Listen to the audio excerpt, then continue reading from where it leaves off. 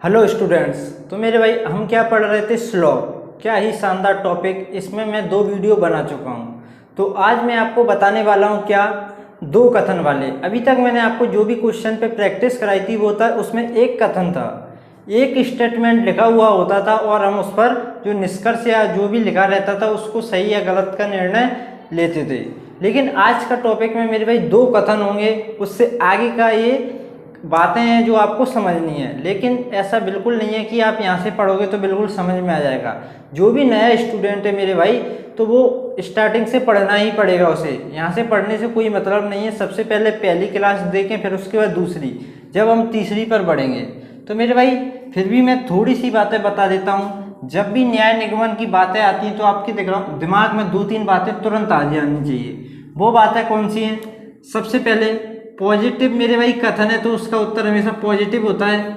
Negative कथन है मेरे भाई तो उसका उत्तर हमेशा नेगेटिव होता है। ये पहली बात होती है। उसके बाद आपको पता होना चाहिए 100 का मान और 50 का मान। 100 का मान किसका होता है, 50 का मान किसका होता है।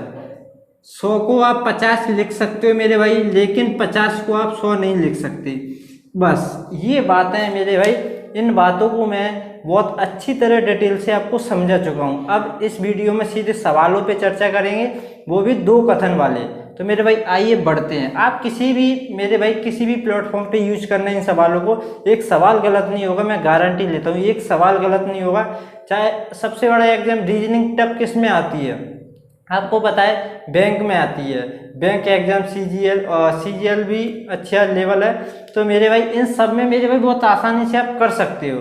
तो सीधे आप सवालों पे बातें करते हैं। मैं एक सवाल लिखता हूँ, उसके थ्रू आपको अच्छी तरह समझ में आ जाएगा। तो मेरे भाई ये क्वेश्चन आपके सामने है। क्वेश्चन में मेरे भाई इस बार कथन मेरे भाई 2 लिखे हुए हैं, एक पहला कथन, ये दूसरा कथन।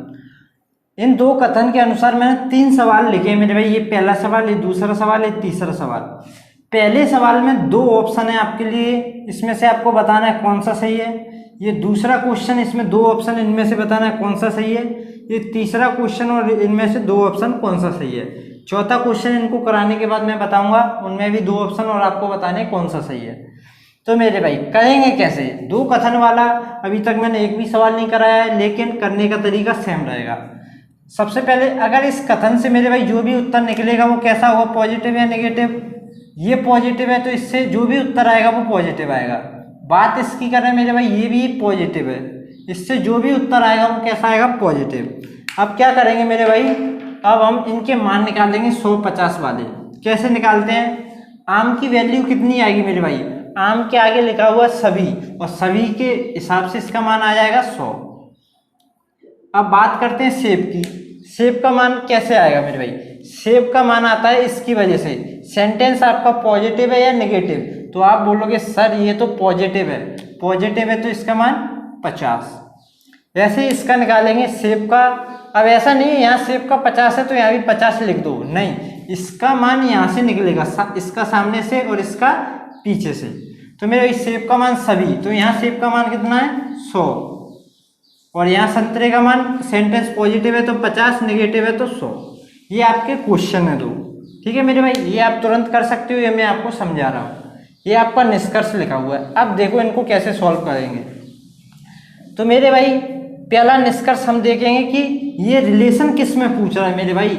हमें कैसे पता पड़ेगा, इससे चेक करें या इससे चेक करें, इसको इस वाले से इस वाले से।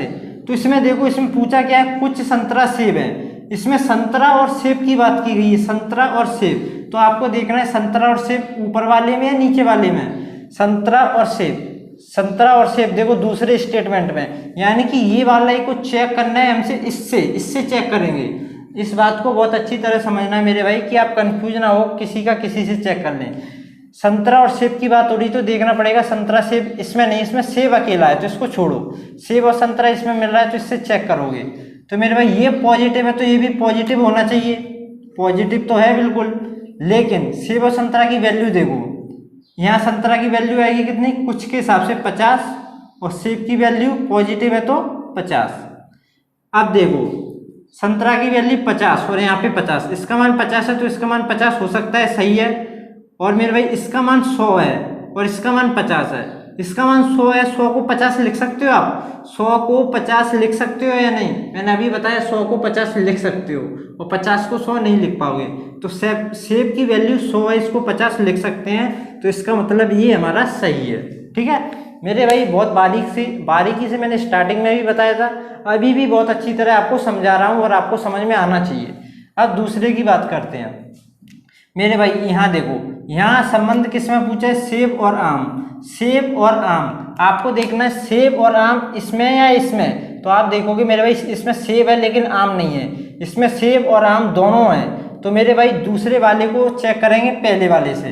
तो देखो पहला वाला हमारा पॉजिटिव है, तो ये भी कैसा होना चाहिए? पॉजिटिव, यानी कि प्लस का होना चाहिए, जो कि है, ये पॉजिटिव है। कहाँ है मेरे भाई? गलत, इसमें क्या है? नहीं, ये तो निगेटिव है मेरे भाई। कैसा है? कैसा है मेरे भाई? निगेटिव। तो इसको तो आंख बंद करके आप बता सकते हो ये सही होगा या गलत होगा। हमारा उत्तर आना चाहिए पॉजिटिव, लेकिन आ रहा है कैसा? ये तो ऑलरेडी नेगेटिव है। नहीं, तो मेरे भाई इसे तो आंख बंद करके कर दो गलत। ठीक है, तो मेरे भाई क्वेश्चन नंबर 1 में पहला निष्कर्ष आपका सही है और दूसरा गलत है। अब आते हैं क्वेश्चन नंबर 2 की तरफ। आपसे पूछा है कुछ संतरा सेब नहीं है, तो आपको देखना है संतरा और सेब किस में है? संतरा और सेब, संतरा और सेब दूसरे वाले में। तो इससे चेक करेंगे इसको, इस दूसरे नंबर क्वेश्चन के पहले निष्कर्ष को चेक करेंगे दूसरे कथन से। तो देखो सभी के सभी कथन इनसे चेक करना है। ठीक है, तो दूसरे वाले से चेक करोगे आप, तो मेरे भाई ये कैसा है? पॉजिटिव, तो ये भी कैसा होना चाहिए? पॉजिटिव। कैसा होना चाहिए? पॉजिटिव। लेकिन ये कैसा है? निगेटिव। ये कैसा है मेरे भाई? निगेटिव। तो ये तो आंख बंद करके गलत करो। अब आते हैं दूसरे पर, सेब और आम। सेब और आम इसमें देखो कहाँ पे? सेब और आम, यानी कि पहले वाले से चेक करना है।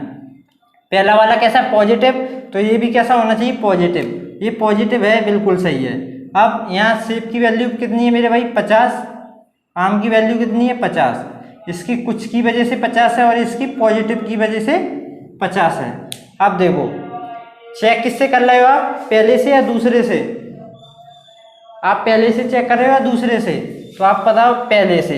यहाँ आम की वैल्यू 100 है, यहाँ 50 है, 100 को 50 लिख सकते हो, ये सही है। सेब की वैल्यू 50 है और यहाँ पे 50 है, तो 50 को 50 तो लिख ही सकते हो, तो ये आपका सही है। बात करते हैं क्वेश्चन नंबर तीसरे की। इसमें चेक करना है ये दोनों। तो मेरे भाई सबसे पहले देखोगे आम और सेब। आम और सेब किस में? आम और सेब पहले वाले में, तो इससे चेक करेंगे इससे। तो देखो मेरे भाई आम की वैल्यू 50, क्यों? कुछ की वजह से। सेब की वैल्यू, ये पॉजिटिव है तो सेब की वैल्यू कितनी आएगी? 50। नेगेटिव होता तो 100। अब देखो आम 50 है, आम 100 है, 100 को 50 लिख सकते हो, 100 को 50 लिख सकते हैं, और 50 को 50 तो लिखना ही है। सेब की वैल्यू 50, सेब की वैल्यू 50 और पॉजिटिव है, तो ये हमारा सही है। इसको चेक करो। इसको चेक कैसे करना है? यहाँ ये पॉजिटिव है मेरे भाई, तो अच्छा पहले इसको पॉजिटिव छोड़ो। सेब और संतरा, सेब और संतरा किसमें? इसमें पॉजिटिव है, तो ये भी पॉजिटिव चाहिए, पॉजिटिव है। कुछ की वजह से सेब की वैल्यू 50, संतरा की वैल्यू पॉजिटिव की वजह से 50, सेब की वैल्यू 50 और यहाँ 50, तो सही है। आम, अच्छा कहाँ ये वाला है? सेब की वैल्यू 100 है, सॉरी, सेब की वैल्यू इससे चेक करना है सेकंड वाले से। सेब की वैल्यू 100 और यहाँ 50, 100 को 50 लिख सकते हो, तो बिल्कुल 100 को 50 लिख सकते हो। यहाँ संतरा की वैल्यू कितनी? 50, 50 को 50 लिखोगे? बिल्कुल लिखेंगे, तो ये वाले दोनों सही हैं।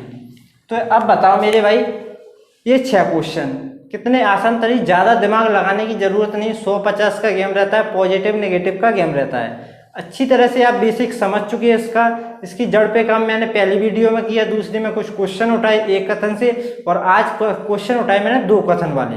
और आगे अभी और भी अच्छे अच्छे क्वेश्चन मिलेंगे, और लंबा टॉपिक है तो धीरे धीरे हम आगे बढ़ेंगे। तो मेरे भाई अब अगला क्वेश्चन, मतलब 2 क्वेश्चन इसी में और लेता हूँ जिससे आपको और समझ में आएगा। ठीक है, क्वेश्चन यही रहेगा, 2 निष्कर्ष लेता हूँ अलग से।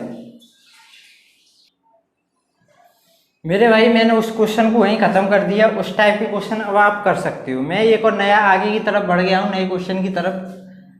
कथन मेरे भाई 2 हैं, लेकिन इसमें अंतर क्या है? अंतर अभी आपको पता चलेगा।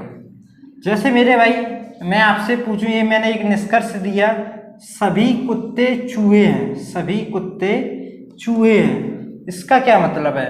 मेरे भाई आपको इसका उत्तर चाहिए आपको। ये लगाना ये सही है गलत, तो इसका रिलेशन इससे निकालोगे या इससे, ये बताओ। इसको कैसे पता पाड़ोगे, इससे या इससे? तो मेरे भाई आप देखोगे कुत्ते और चूहे किस में है मेरे भाई, इसमें मैं देख रहा हूँ मेरे भाई कुत्ते और बिल्लियाँ, बिल्लियाँ और चूहे। आपको कुत्ते और चूहे एक साथ चाहिए मेरे भाई। अब क्या हो रहा है मेरे भाई, ना तो पहले स्टेटमेंट यानी कि पहले कथन से डायरेक्ट आप उत्तर निकाल पा रहे हो, ना दूसरे से। मतलब दोनों के दोनों कथन एक दूसरे से जोड़ के निकाल पाओगे। इस बात को समझो मैं क्या कह रहा हूँ मेरे भाई। जो कथन नंबर 1 कथन नंबर 2, ना तो उससे पहले से डायरेक्ट उत्तर निकलेगा ना दूसरे से निकलेगा, तो हम क्या करेंगे, दोनों को जोड़ के उत्तर निकालेंगे। अब दोनों को जोड़ना कैसे है, तो सबसे पहली बात, और जोड़ेंगे कब ये भी सबसे बड़ी बात है। तो दोनों पॉइंट नोट करना मेरे भाई, बड़ी बारीकी से बताऊंगा मैं। तो क्या है देखो, सबसे पहले तो आप देखोगे डायरेक्ट उत्तर किसी एक से निकल रहा है तो निकाल दो, नहीं निकल रहा है तो जोड़ के निकालेंगे। कुत्ते और चूहे चाहिए, तो मेरे भाई कुत्ते इसमें चूहे इसमें, कुत्ते इसमें चूहे इसमें, एक साथ किसी में नहीं है, तो दोनों को जोड़ के कैसे निकालेंगे। तो कंडीशन लिखो, सबसे पहली कंडीशन, या रूल मान लो या कंडीशन मान लो मेरे भाई, कुछ भी। अगर हम दोनों कथनों को जोड़ेंगे मेरे भाई, दोनों कथनों को जोड़ेंगे, तो सबसे पहले जोड़ने के लिए उन दोनों में कोई एक टर्म कॉमन होना चाहिए मेरे भाई। अगर कॉमन कैसा, जैसे यहाँ बिल्लियाँ हैं तो यहाँ भी बिल्लियाँ हैं, कॉमन होना चाहिए ऊपर नीचे कोई एक टर्म, कोई एक शब्द तो कॉमन होना चाहिए, दोनों तरफ एक जैसा होना चाहिए। जब भी हम जोड़ेंगे तो मेरे भाई सबसे पहली बात कॉमन वाली आ जाती है कि कोई शब्द कॉमन होगा तो जोड़ेंगे, अन्यथा नहीं जोड़ेंगे। लेकिन ऐसा नहीं है कि कॉमन हो तो जोड़ दो, उसके बाद दूसरी कंडीशन आती है, वो भी तो होनी चाहिए। तो वो क्या होती है मेरे भाई, अगर जो कॉमन है मेरे भाई, जो कॉमन शब्द है ना, उसकी वैल्यू मेरे भाई कॉमन है तो वो दोनों जगह होगा, इधर भी होगा इधर भी होगा, तो उसकी कम से कम एक जगह मान 100 होना चाहिए, उसका एक जगह मान 100 होना चाहिए। एक जगह 100 चलेगा, दो जगह 100 आ जाएंगे तो भी चलेगा, मतलब 50 नहीं होना चाहिए दोनों जगह, या 100 हो या एक जगह तो 50 होना चाहिए। ये कहना चाह रहा हूँ, ये दो रूल हैं जब हम जोड़ पाएंगे मेरे भाई। दो रूल क्या है, सबसे पहली बात कॉमन होना चाहिए, ऊपर और नीचे एक शब्द कॉमन होना चाहिए, और कॉमन होने के साथ जो शब्द कॉमन है ना, उसकी जगह या तो ऊपर वैल्यू 100 होनी चाहिए या नीचे 100 होना चाहिए, एक जगह तो होना चाहिए। अगर दोनों जगह 100 है तो और अच्छी बात है, कोई दिक्कत नहीं है, दोनों जगह भी चलेगी, लेकिन कम से कम एक जगह तो होना चाहिए। लेकिन दोनों जगह 100 नहीं है तो हम नहीं जोड़ेंगे। अगर दोनों जगह कॉमन वैल्यू जो है उसकी वैल्यू 100 नहीं है दोनों जगह, तो नहीं जोड़ेंगे, एक जगह होना चाहिए या फिर दोनों जगह होना चाहिए। ये दो कंडीशन है, इनको अच्छी तरह नोट कर लो। अब देखो, अब जोड़ेंगे कैसे, जोड़ने का सिंपल सा तरीका है मेरे भाई, जो कॉमन है उसे काट दो, जो कॉमन है उसे हटा दो, जो कॉमन है उसे हटा दो, जो कॉमन है उसे हटा दो, ऐसे काट दिया मैंने।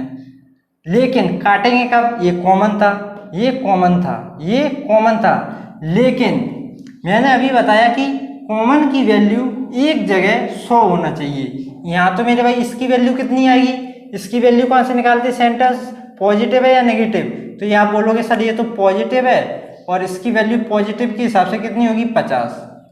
यहाँ मेरे भाई सेंटेंस के आगे से निकालेंगे, सभी के हिसाब से इसकी वैल्यू कितनी होगी 100, इसलिए मैंने इसको काट दिया तुरंत, क्योंकि मुझे पता है इसकी वैल्यू 100 है और ये कॉमन है, और काट दिया। और हमें ज़रूरत है काटने की, क्योंकि हमें कुत्ते और चूहे का रिलेशन चाहिए।